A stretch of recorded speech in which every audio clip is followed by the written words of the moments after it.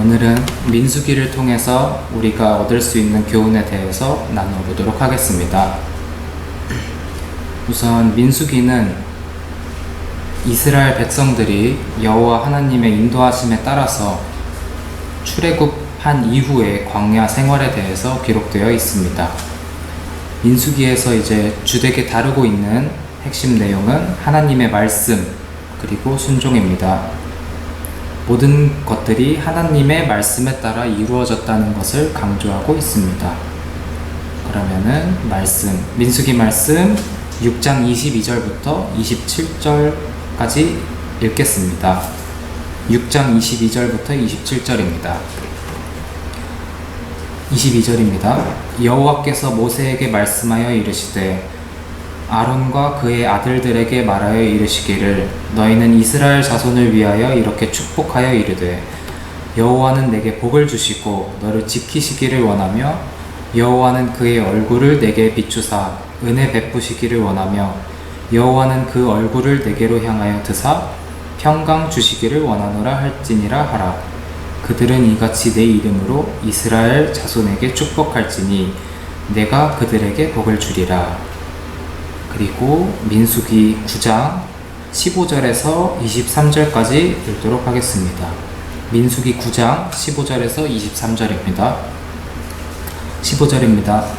성막을 세운 날에 구름이 성막 곧 증거의 성막을 덮었고 저녁이 되면 성막 위에 불 모양 같은 것이 나타나서 아침까지 이르렀으되 항상 그러하여 낮에는 구름이 그것을 덮었고 불 모양이 있었는데 구름이 성막에서 떠오르는 때에는 이스라엘 자손이 곧 행진하였고 구름이 머무는 곳에 이스라엘 자손이 진을 쳤으니 이스라엘 자손이 여호와의 명령을 따라 행진하였고 여호와의 명령을 따라 진을 쳤으며 구름이 성막 위에 머무는 동안에는 그들이 진영에 머물렀고 구름이 성막 위에 머무는 날이 오를 때에는 이스라엘 자손이 여호와의 명령을 지켜 행진하지 아니하였으며 혹시 구름이 성막 위에 머무는 날이 적을 때에도 그들이 다만 여호와의 명령을 따라 진영에 머물고 여호와의 명령을 지켜 행진하지 아니하였으며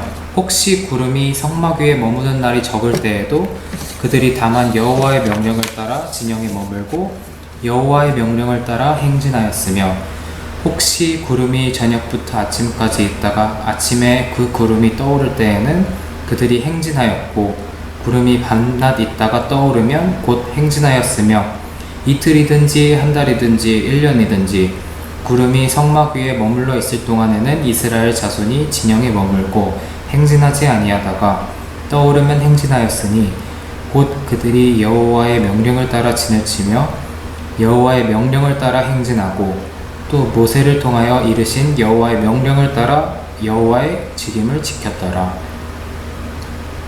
민수기 6장 22절 27절까지 말씀과 민수기 15장 23절 말씀을 통해서 이스라엘 백성들이 모든 하나님의 축복과 그분의 임재하심을 만끽하는 것을 볼 수가 있습니다.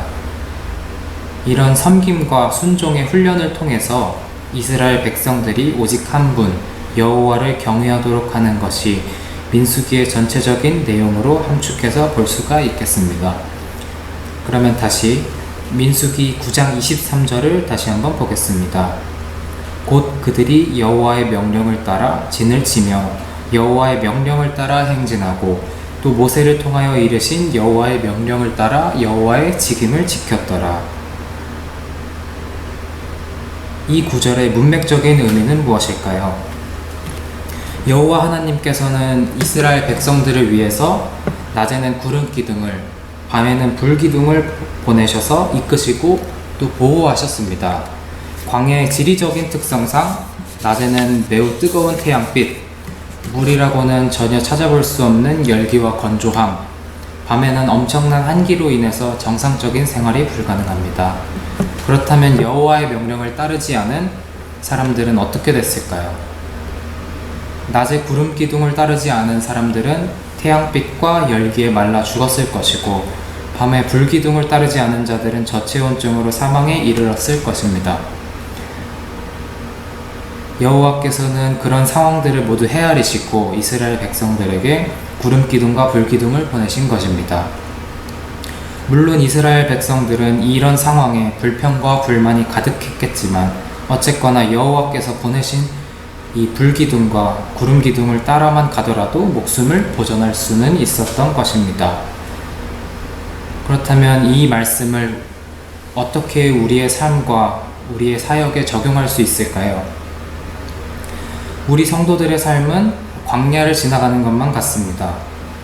사막을 지나다 보면은 눈에 모래가 들어가서 눈물이 흐를 수도 있고, 뜨거운 태양빛에 피부가 상할 수도 있고, 잘못 먹어서 몸이 아플 수도 있고, 몸살이 날 수도 있습니다.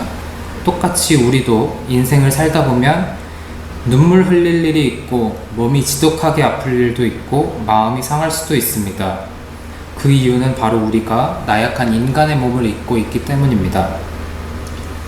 민수기 말씀을 통해서 우리가 얻을 수 있는 교훈은 우리 삶에서 보여주시는 하나님의 말씀과 계시를 따라 살기입니다.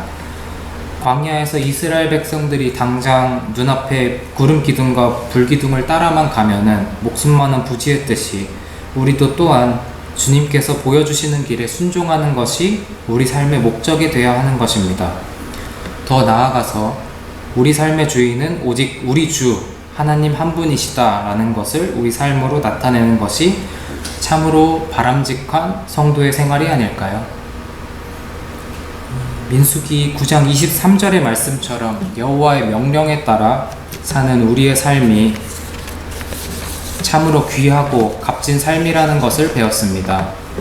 주님이 보여주신 사역을 따라 살고자 할 때에도 하나님의 명령에 따라 하나님의 뜻을 구하는, 하나님께 순종하는 때에 주께서 우리에게 더욱 큰 일을 보여주시고 이루어내시리라 우리는 믿습니다.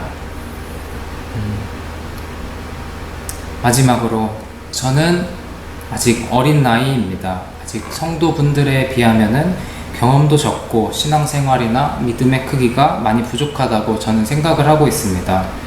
하지만 하나님께서는 차별이 없고 평등하십니다.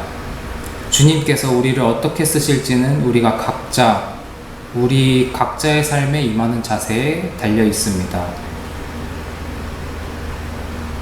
저는 우리가 항상 준비된 우리 성도님들이 되기를 바라면서 이만 말씀을 마치도록 하겠습니다. 감사합니다. 기도 드리시겠습니다. 주님 감사합니다. 말씀을 통해서 주님께서 우리 삶에 어떻게 나타나셔서 우리 삶을 어떻게 이끄실지 참으로 기대하게 되는 그런 말씀이었습니다. 주님께서 우리의 삶을 주관하셔서 우리의 삶을 이끄시고 우리는 주님께서 이끄시는 대로 그 이끄심을 따라 살아가길 소망합니다. 지금 길을 잃고 헤매는 헤매는 자에게는 주님께서 이 시간 함께 하셔서 그 상한 마음을 보듬어 주시고 케어해 주셔서 주님께서 회복하시기를 간절히 소망합니다. 그렇게 될 줄을 믿습니다. 주님께 감사드리며 이 모든 것을 우리 주 예수 그리스도의 이름으로 기도드립니다. 아멘.